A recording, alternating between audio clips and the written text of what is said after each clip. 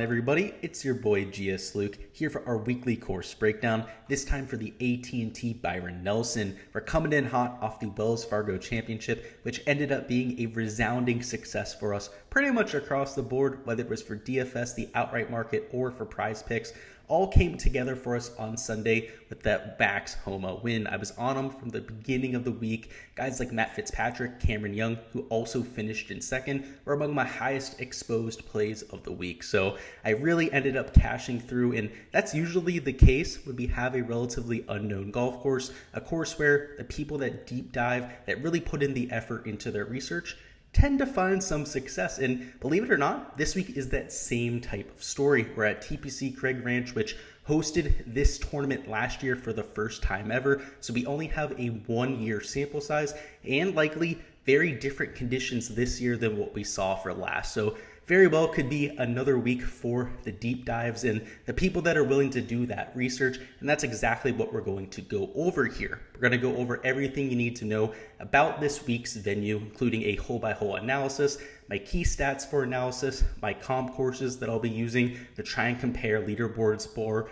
and of course, all the details about TPC Craig Ranch. So whether you're an outright bettor, a DFS player, or just watching golf and trying to get a leg up on what to expect this week, you'll be equipped with all the knowledge you need. We have a lot to talk about, trying to do this in as quick a format as humanly possible. So let's go ahead and hop right on into it. In terms of the field size, we have 156 golfers making their way to McKinney, Texas to tee it up. That includes 7 of the top 15 in the official World Golf Rankings, and a really strong field considering that next week is the PGA Championship. A lot of times when we have these majors, the week before, you'll see a lot of the world's best play in hopes of trying to tune up their game for the event. Now, it tends to be one of the weeks where you get a lot of narratives in play. You're going to see a lot of people across the industry talking about whether people are just here to prepare or, of course, here to actually win the golf tournament.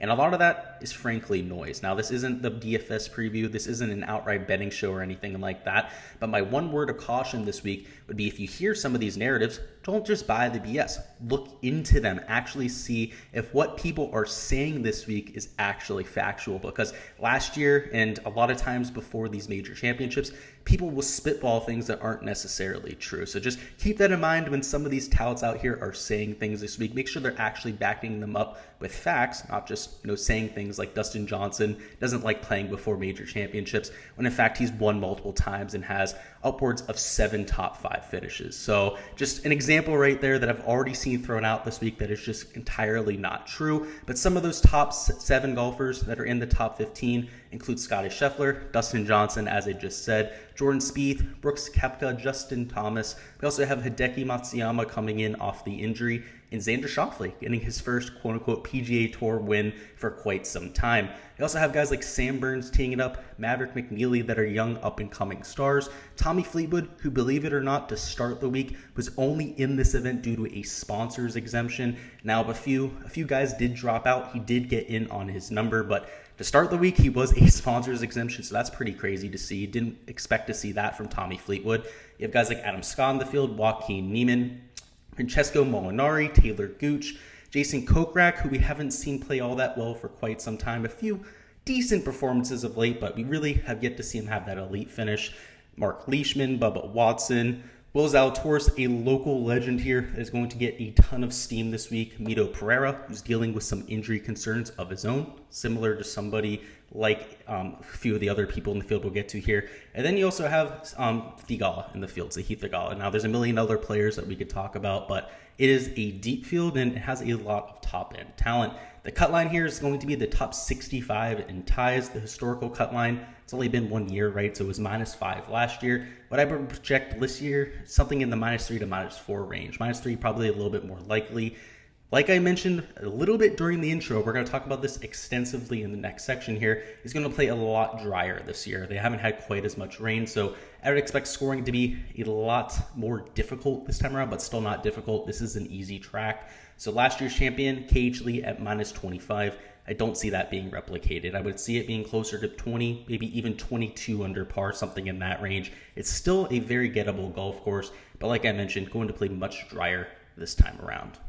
The course is TPC Craig Ranch. That is in McKinney, Texas, which is a suburb of Dallas. And quite a few players on tour that not only are from Dallas, but also make their home in Dallas to this day. So I would expect a lot of players in the field that live in the area to perhaps have some experience on this golf course outside of tournament conditions, of course, but could be a lot more familiar with the break on these greens than some of the other players in the field, that especially the guys that are here for the first time. This is a Tom Weiskopf design. It is a par 72, 7,468 yards. There's a creek that runs through the property that crosses over 14 holes, but in reality, it's not in play at all. There's a few holes where it comes into play on the approach shot, but off the tee, most of the time it's near the tee boxes. So it's not something that, again, really comes into play all that often. There is a few water hazards scattered throughout the golf course, but this is in Texas, which means it is mostly going to just be open land, and that is certainly the case here. We have large greens, also relatively large fairways, and in terms of GIR and fairway percentage last year, both of them were well above the tour average and elite levels in terms of both categories, and that's why you saw a 25 under par winner. It's just hard to get yourself in trouble out here. The guys that were able to take advantage, make 6-7 birdies on a round, were those that found themselves at the top of the leaderboard. Now, it isn't extremely gettable. It's not like a complete resort style golf course. This is still a TPC design, so it's meant for tournament play, obviously to have a little bit more teeth than most country clubs, and that's readily apparent with the distance. Most of the par 3s here are over 200 yards. In fact, on average, over 210 yards per par 3. The par 5s are gettable, but that still puts long iron in hand. So over 30% of your shots this week are going to be from over 200 yards, which is by far the highest distribution of any course on tour. So like I said, scoring is very gettable here at TPC Craig Ranch, but it doesn't mean that it's really the easiest setup. It's just that these tour pros really know what they're doing, and when you give them easy to hit greens and easy to hit fairways, they're going to take advantage. Now, something that really bled into that was the weather last year. Last year, you had torrential downpour from Monday up until Thursday. In fact, most of the round on Thursday, you saw a lot of rain, and as a result, these guys were playing target practice. They were able to go out there, hit almost every single fairway and almost every single green. It wasn't really raining during the event, right? That's the kind of the difference between what we saw at the Wells Fargo and then what we're going to see this week, is that it stopped when they actually got out there to play. So you had these receptive conditions at a golf course that really wasn't all that difficult to begin with, and that's why they took it super low. Now, this year, not much rain in play. It's going to rain sometime this week. It has like a 16% chance of rain pretty much every single day. So I would expect at some point there to be at least a little bit of a drizzle. But in terms of being wet, it's going to be extremely dry out there. Should be firm and fast, kind of like what we saw at Austin Country Club just about a month ago for the WGC. You got a lot of extra rollout in the fairways, and you also had to really keep that in mind when you're hitting your approach shots. You got an extra skip or two, some extra rollout with your putts and all that sort of fun stuff. And I would expect TPC Craig Ranch to play much closer to true Texas golf this time around than what we've seen over the years. The greens are an average of 6,778 square foot per green, so we have an exact number this time around, which is pretty cool to see. In terms of the GIR percentage, it was 73%, which, like I said, is well above the tour average because those targets are also above tour average in size, and they had extremely receptive conditions. They ran at 11.5 last year, a lot due to the moisture in the ground. I would expect them to run at 12s this year. The GSEA has not put out their report yet, so I don't have the official word on that. Whenever that drops, a link will be in the description to this video to that, so you can get the latest, most accurate, up-to-date official information on that. So make sure to check out the description there. It is a bent grass surface too, so I would expect that to be the same. The fairways are around 40 yards wide on average, which is well above the tour average in size, and they were hit at a 71.8% clip, which is way above the tour average. I mean, you typically see something in the low 60s in terms of an average fairway percentage, and you have this upwards of 70%. They are a zoysia grass, which is, I see it at a few golf courses. It's not typical for the tour, right? You only see it at a handful over the 40 to 50 events that they may play in any type of year, but something that they're seeing at least a few times a year, so it's not anything super foreign to them. In terms of how it plays, I couldn't really tell you all that much. I wouldn't expect it to change very much. If there's anyone out there that's an expert on zoysia grass, I'm not, because I've never played off of zoysia grass. Go ahead and let us know down in the comments what kind of changes to expect. But in terms of the rough, we have 2.5 Bermuda grass rough, which is about as average as rough can get on the PGA Tour. I mean, Bermuda grass, by far the most dominant surface that we see. So of course, that's going to be the longer grass that we have. It's sticky. Players know how to judge lies out of it. When we start to get something a little bit different like Kikuyu grass, which we see from time to time, or even Kentucky bluegrass rough, it's harder to judge because they don't see it as often. But Bermuda grass rough, these players know how to handle that type of thing. It's only 2.5 inches, so there's not going to be a huge penalty for missing the rough this year, but you still want to keep the ball in the fairway if you can.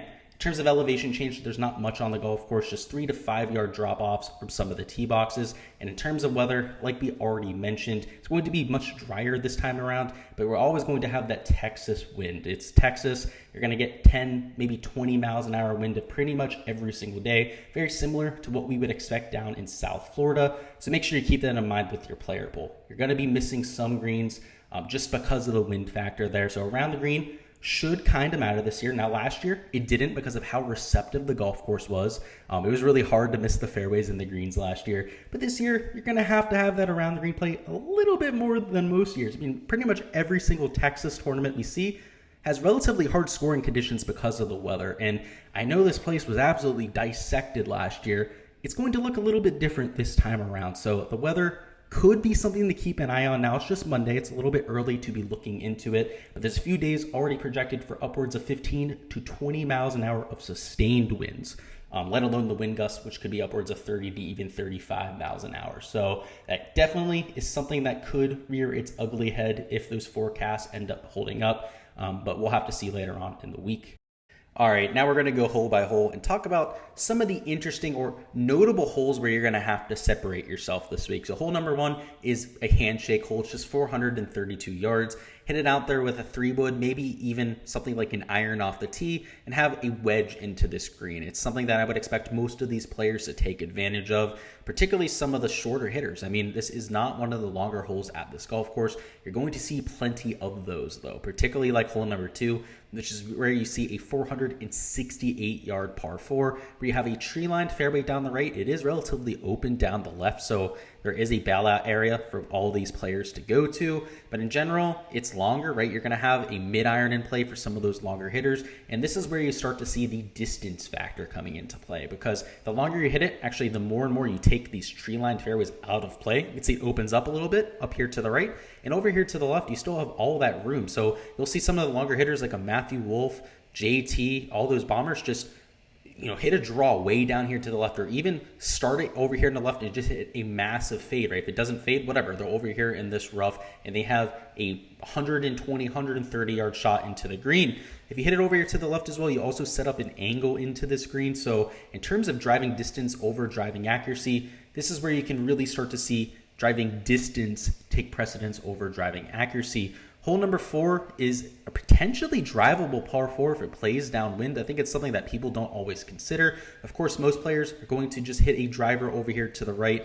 3-wood for some of the longer hitters, set up a wedge into this green, but it is potentially drivable if it's downwind because you can take it over the river here to the left. There's a slight landing area over there. And in terms of a direct line, it's much closer to a 320, 330 yard carry than it is something like 280 yards.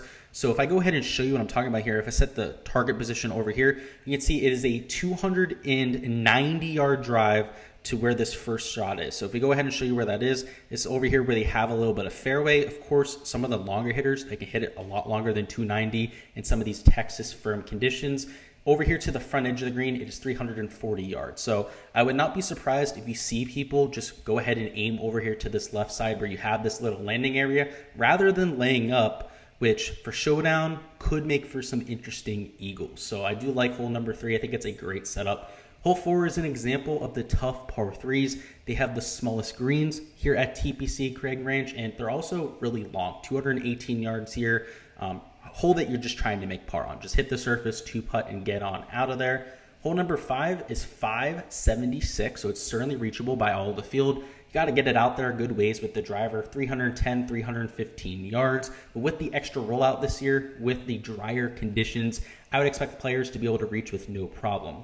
Go to hole number 6. It's a 361-yard par 4, also potentially drivable if it's downwind. You know, the other hole was more of a angle that you could take to try and make it drivable. This is a little bit more straight up. Now, there is a bunker right in front of the green, which makes going for it on your drive a little bit, you know, maybe not the best move. You can't really run it up onto the green. You're going to have to get lucky, run it up here on the right side. But also hitting it up there into the bunker isn't the worst deal either, right? Just hit a bunker shot onto the green, one putt, go ahead and make a birdie. So I would expect it to be an extremely gettable hole, even for the guys that go ahead and lay up, right? Hit it out there with a 3-4 iron, out here to 260, hit a 100-yard, 52-degree, 54-degree into this green, and go ahead and cash out a birdie. Hole number 7 is 232 yards, so this is the longest par 3 on the course. Going to be one of the harder holes too, so get it up there on the surface, much like the other par 3, and hope to 2-putt. Hole number 8 is 484, so this is certainly one of the holes where distance comes into play. This is a quote-unquote easy golf course. I would expect the winner to be in the 20 to 22 par under range, but you got to be able to make par on these, right? They're difficult holes. They're playing closer to a par 5 or an easy par 5 rather than a par 4, and you got to be able to take advantage. The guys that have the distance, that are elite drivers of the golf ball, that's not going to be a problem. But if you're missing off the fairway there, you're only getting it out there 280 yards, you're going to have a 200-yard shot into this green, and that's where you could potentially lose shots, and you don't want to be doing that when the winning score is going to be right around 20 under. Hole number 9 is another par 5, so it's the second here on the front 9, 558, so extremely gettable, even for the shorter hitters on tour. Get it out there right around 300 yards. It's only going to be about 250, 260 into the green. If you set up a proper angle, could be closer to even 220 or even 210 yards. So I think you're going to see a lot of eagles at hole number 9 this year. Hole 10 is 472, so if you're one of the unlucky players that has to start on 10 rather than hole number 1, you don't get the same handshake. It's much longer. It's closer to a hole number 8 than it is a hole number 1. You're going to have right around 170, potentially even 200 yards plus into this green. And if it plays into the wind, good luck. It's going to play closer to a par 5 than a par 4. So in Showdown, I would certainly like my guys to start on hole number 1 so they can try and keep some positive momentum, because I do think you're going to see a bogey, potentially double or even triple bogeys all the time over there on hole 10. Hole 11 is a little bit more gettable. It's 456, so gettable by the entire field. I mean, it's a huge green. I mean, look at this landing surface, one of the largest greens that you're ever going to see. So I would expect that to be a gettable hole. It's also not really any nooks and crannies that you can really hide a pin over there on that green. It's round, right? So they can't really hide anything from you. Hole 12 is a par 5, 454, so actually even shorter than hole number 9, so I would expect a ton of eagles here as well. There is a creek that runs in front of the green, but like I said, it doesn't really come into play, right? It comes into play on quote-unquote approach shots, like I said before, but you have like 40 to 50 yards of room, and these players aren't going to lay up in this river. They're not amateurs. They don't make those type of mental mistakes. So even though it's quote-unquote in play on 14 holes, that creek it's not really in play. I mean, even on this hole right here, this par 4, it's not in play. I mean, your tee shot is going a solid 100, 150 yards over this creek, as most shots here that are over the creek here, it's not in play at all. And the second shot into the green, you can see there's no water in play either. It's just that creek that they say is in play on 14 holes is really fool's gold. There's not really any water out here outside of the one lake that you have on property.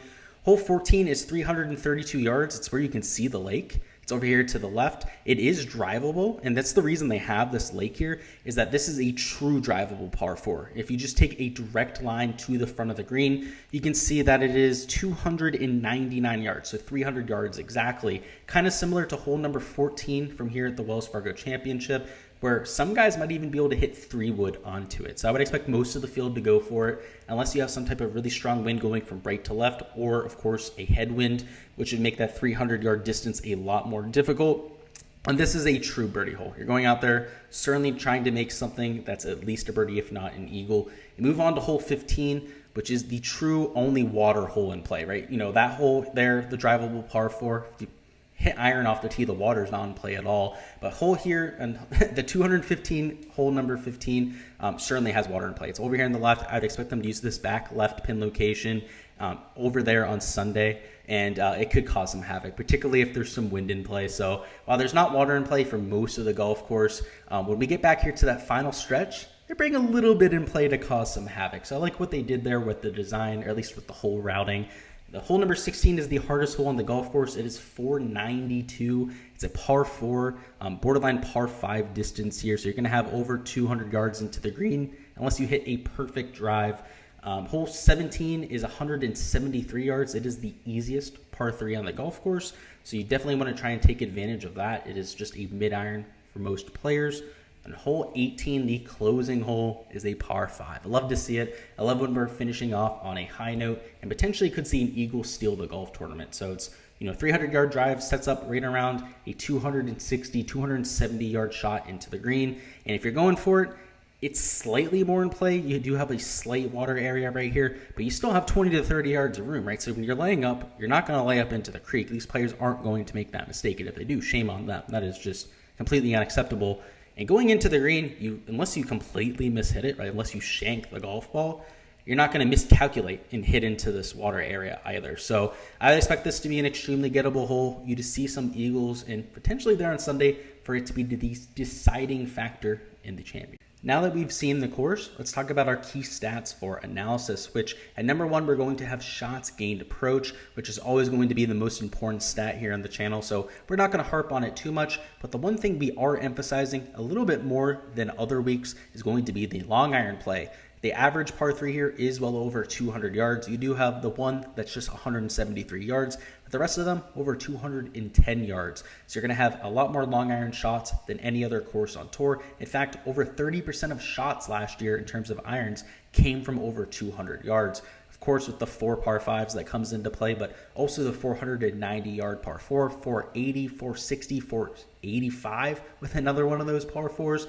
You're going to have to be on top of those long irons. And even though there are a ton of long iron shots here, you're also going to have a lot of wedges, particularly for the players that lay up on those short par 4s. Now, all 3 of the extremely short par 4s are potentially drivable depending on wind direction, but most of the players will lay up, right? Let's understand that the wind direction is probably not going to be there for most of those holes, and a lot of players going to decide to be a little bit more conservative than aggressive, particularly if they're in contention. So I would expect wedge play to still be a factor, particularly for some of those shorter players on tour, the players that maybe aren't as aggressive long term. The next key stat I have is shots gained putting. There is an emphasis on bent grass putting. We do have pure bent grass greens here, and last year, putting was a huge factor. Now, anytime you have a winning score that's at 25 under par, of course, it's going to be a little bit of a putting fest, a birdie fest for sure, something that Jon Rahm certainly doesn't like. Not a surprise that he's not here after his win, but in either circumstance, that is something that I will be hunkering down on,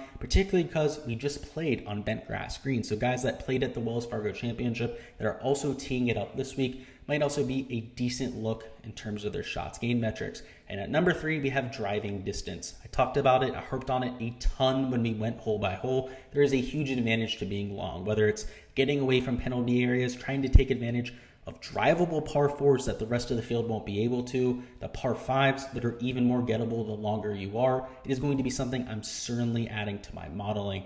And in terms of other key stats, we have birdie or better percentage. That's something that I'm adding anytime we have a relatively easy golf course. Par 5 scoring, par 3 scoring. On the hardest holes are the par 3s. The easiest are the par 5s. So I want guys that can put pars up on this 200-yard par 3s and, of course, maybe equal some of those par 5s. And shots gained around the green, I mentioned it as potentially more important this time around, and I really want to harp on that because it's not going to be a huge factor in my analysis. I mean, an average week, it's like a 4 or 5% weight, hardly anything. This week, it's going to be 6%, right, which doesn't seem like a lot, but that's more than the tour average. I would expect the windy conditions on at least one day, if not 2 to 3 days this weekend, to make things a little bit more difficult than people expect. The winning score, I don't think it's going to be 25 under par. I think it's going to be closer to 20, maybe even 18 under par rather than what we saw last year. And we want to make sure that players are at least decent around the green, right? You don't want to be leaning on around the green play to go out there and win a golf tournament, but to completely ignore it is also, it's not something that's a constructive habit, something that's going to do well for you long term. I can just tell you in terms of analysis, that's just going to give you guys like Victor Hovland every single week. And Victor Hovland is probably one of the best plays for this slate if he was playing this week. In fact, he would probably be one of my outright bets that I've already placed this week. But I would still include it in my modeling, right? He's dog shit around the green, but the fact that he's so good at everything else, right, makes up for it. So I understand that it's not the end all be all this week, but don't completely ignore it, because if you're trying to make a tiebreaker between two players that have almost identical approach, putting, and driving stats, of course, our top 3 key stats this week, and one of them's better around the green than the other, you're going to want to go with the guy that's more well-rounded. I mean, that's pretty intuitive, of course, but just something to keep in mind when you're doing one-on-one analysis. All right, and lastly, the comp courses I'm looking at. At number 1, we have TPC Deer Run, which is another one of the quote-unquote easy TPC courses, right? Usually, when they're a Pete Dye design, some of the more, let's say, notable TPC courses that we play every single year on tour, they play difficult, right? Single digits under par sometimes wins them, usually in the teens under par, a lot of water in play, all that sort of fun stuff. Deer Run, wide open like we have here this week, also scoreable, a lot of long irons in your hand, and more of a putting fest than it is an irons fest. So from a comp perspective, it's almost a picture-perfect comp for me. We have a ton of rounds and a ton of years of data there at Deer Run. So that's something that is going to be especially useful this week because we don't have a ton of sample size here at TPC Craig Ranch. Another TPC course here at number 2, TPC Summerlin, which isn't quite as easy as a Deer Run. It's not quite as open. Now, it is open in the fact that you don't have water hazards out there, but it's desert, right? And if you end up getting lucky in the desert, it's like you're not hitting out of rough, right? So it can be a wide open golf course. That's why we've seen bombers have success at TPC Summerlin, but another golf course where it's a very high green and regulation percentage and about going out there and making a ton of birdies. So I do like that as my second comp course. Not quite as strong as what we have there with TPC Deer Run, but certainly still a comp course and crossover that I'm using. And now finally at number 3, we have La Quinta Country Club. And this is the one comp course we can't quite use as much because there's not shots gained metrics, but it is the best comp. It's a wide open country club course with not much in terms of hazards off the tee. So very similar with a Craig Ranch. You have super large fairways, very high green and regulation percentage, and it's all about the putting. So in terms of a skill set perspective, the guys that have gone low at La Quinta, which is a part of the 3-course rotation for the American Express, I'd expect to also be able to go low here. But the problem, of course, comes with the shots gained metrics. We can't pull it in the same way that we can from a Summerlin or a TPC Deer Run. And also the fact that it's only played for 1 round out of the 4 every year, right? So the guys that have played the American Express, we're going to have like 3 to 4 rounds of data. So that's why it's down there at number 3, even though it is by far the best comp that we have here. That is all I've got for this week's course breakdown. Before you hop on out of here, go ahead and let me know down in the comments what you think the winning score is going to be. For me, I'm going to take 19 under par. Like I said, I think it's going to be a little bit more difficult than last year just because it's a little bit drier. There is a little bit of wind in the forecast as well, but go ahead and let me know your thoughts down below. And as per usual, also going to have all the content coming out throughout the week, whether it's for DFS, Prize Picks, Showdown. We'll have our weekly DFS live stream Wednesday at 7 p.m. Eastern time. We're going to have you covered. So if you haven't already subscribed to the channel, make sure you go ahead and do that so you don't miss any of that content to come. If you haven't already smashed the like button, make sure you go ahead and do that as well. It lets me know that you like the content, you like getting these research videos early in the week, and of course, helps more people see it via the YouTube algorithm. So I appreciate that, guys. Appreciate all of the support here. Until next time, best of luck with all of your lineups, outrights, your research process here for the AT&T Byron Nelson, and I'll catch you guys next time.